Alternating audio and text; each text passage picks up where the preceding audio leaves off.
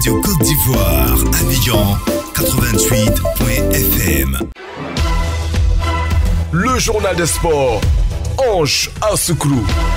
Et la semaine s'annonce belle, on en croit tel qu'il est habillé ce matin. Jean Soukou, bonjour. Bonjour Didier, la Ligue 1 de Côte d'Ivoire a repris après 2 mois d'interruption. Reprise douloureuse pour l'ASEC Mimosa et l'Africa Sport qui ont perdu sur le même score d'1-0. Coupe de la Confédération de la CAF. Barrage aller, le FC San Pedro et Ashanti Kotoko n'ont pu disputer qu'une période. Le match a été arrêté à la mi-temps pour cause d'intempéries. La deuxième période est prévue aujourd'hui. Radio Côte d'Ivoire 88.0. Radio Côte d'Ivoire. Numéro 1. Numéro 1. Sur l'info. Et le sport. Bonjour à tous. Football, reprise de la Ligue 1 après 2 mois d'interruption. La SEC Mimosa et l'Africa Sport font grise mine à l'occasion de la 4e journée. Dans le choc de cette journée, les jaunes et noirs ont été battus hier par la SOA 1-0 à Yamoussoukro. But inscrit sur penalty par Menege Aïman à la 22e minute. L'Africa Sport a perdu sur la même marque d'1-0. But réussi également sur penalty par Stéphane Bédi à la 84e minute. Pour les autres résultats, Bouaké Football Club a surpris le Racing Club d'Abidjan 3-0. Doublé du capitaine Ahmed Diomandé. Ishiawazi continue de broyer du noir. Les Indomptables ont encore perdu, battus par 2-1 par l'Union sportive des clubs de Bassam. 4 matchs, 4 défaites pour les protégés de Ginette Ross. L'AS Standard s'est imposé face au Sporting Club de Gagnoa 3-2. Aujourd'hui lundi, Aziwak à 15h30 au Parc des Sports Vélodrome de Treichville. Sol FC conserve le fauteuil de leader avec 9 points plus 4. Deuxième AFAD 9 points également plus 3. Troisième Bassam 8 points. Quatrième, la SOA, 8 points également. La SEC est 9e avec 5 points.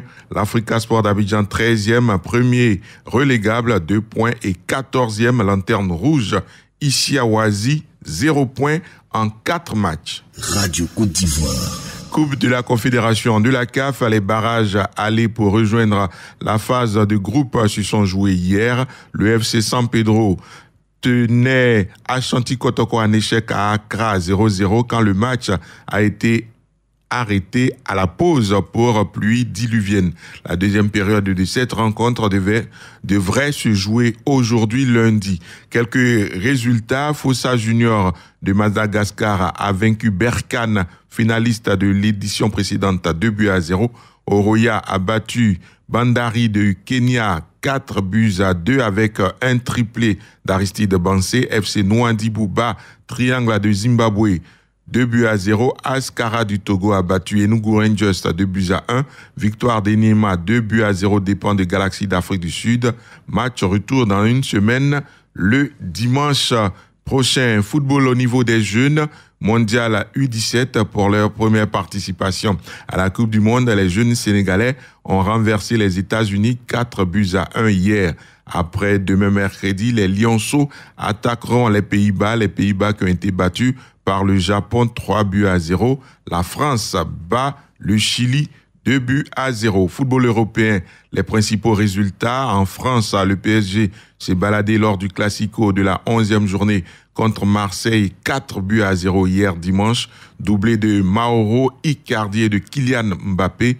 Paris conforte sa position de leader avec 8 points de plus que Nantes, 2e. Marseille est 7e avec 16 points. Italie, 9e journée de Série A. Lecce a contraint la Juve au partage des points 1 but partout. L'Inter Milan et Parme de Gervinho ont fait match nul 2 buts partout. Gervinho a marqué le 2e but de Parme. Atalanta Bergame a balayé Udinese 7-1. AS Rome bat AC Milan 2-1. La Juve reste leader avec 23 points. L'Inter est 2e avec 22 points. Atalanta Bergame est 3e avec 20 points.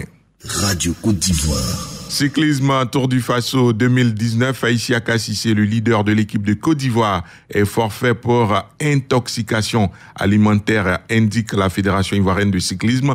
Moïse Munginsha est le nouveau maillot jaune de cette 32e édition du Tour du Faso. Il a remporté au sprint la 3e étape à Dapan au Togo après 145 km de course. Laurent Bezo, observateur de l'UCI, Union Cycliste Internationale, sur RFI. C'était évidemment sur un parcours tout plat jusqu'à l'entrée du Togo. Ensuite, plutôt des attaques des différents coureurs, des différentes échappées. Et puis un final dur sur le circuit ici à Dapaon avec, dans un premier temps, une échappée de plusieurs coureurs. Et puis le coureur Mugisha du Rwanda qui s'échappe seul et qui arrive avec environ 50 secondes d'avance et qui va prendre le maillot jaune. C'est un très bon coureur. Il a gagné la dernière étape du Tour de l'Espoir en début d'année. C'est un bon jeune coureur.